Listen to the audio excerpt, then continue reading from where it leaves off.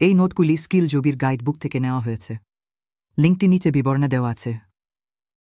এখন আমরা শিখব ইতিহাস চর্চায় বিজ্ঞান প্রযুক্তি ও চিকিৎসা বিজ্ঞানের অবদান। বর্তমান যুগে বিজ্ঞান ও প্রযুক্তির ইতিহাস চর্চা একটি গুরুত্বপূর্ণ বিষয় হয়ে উঠেছে। ভারতে আধুনিক চিকিৎসাবিদ্যার সূচনা হয় কলকাতা মেডিকেল কলেজ প্রতিষ্ঠার মাধ্যমে। বিজ্ঞানের ইতিহাসে টমাস কুহনের the structure of scientific revolutions একটি অনন্য গ্রন্থ।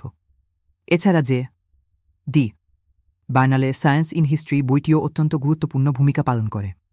সমরসেনের রচিত বিজ্ঞানের ইতিহাস গ্রন্থটিও বিজ্ঞানের বিকাশ সম্পর্কে বিশদ ধারণা দেয়। প্রাচীনকাল থেকেই ইউরোপ এবং ভারতে চিকিৎসাবিদ্যার চর্চা চলে আসছে। খ্রিস্টপূর্ব ৫ম শতাব্দী থেকে চিকিৎসকরা হিপোক্রেটিক শপথ নিতে শুরু করেন।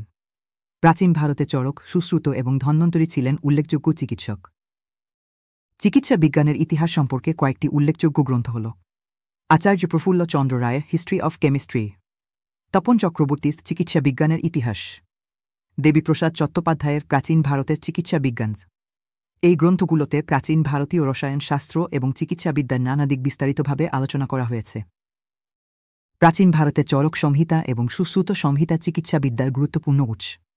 এই বইগুলোতে রোগ নির্ণয় এবং চিকিৎসার পদ্ধতি, এমনকি শল্যচিকিৎসার বর্ণনা পাওয়া যায়। আশা করি তোমরা এই বিষয়টি ভালোভাবে বুঝতে পেরেছ।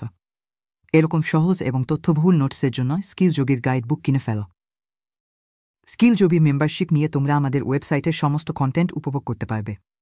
এছাড়াও হোয়াটসঅ্যাপে ডাউট ক্লিয়ারিং সাপোর্ট পাওয়া যাবে। আজই স্কিল যোগী ভিজিট করো।